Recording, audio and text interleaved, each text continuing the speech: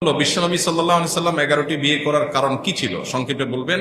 কেননা প্রায় নাস্তিকদের এ নিয়ে বিদ্রুপাত্মক মন্তব্য আলোচনা করতে দেখা যায়, যা শুনে অনেক মুসলমানদের মনেও দ্বিধা দ্বন্দ্ব সৃষ্টি হয়।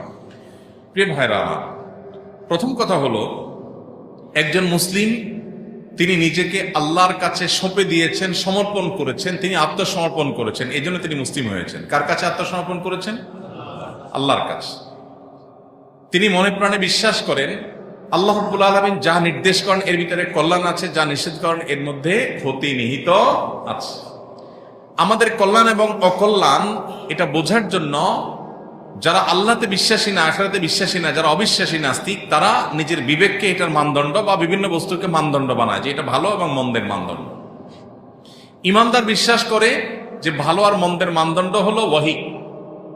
আল্লাহর পাঠানো ওহী যদি কোনোটাকে ভালো বলে সেটা ভালো, কোনোটাকে মন্দ বললে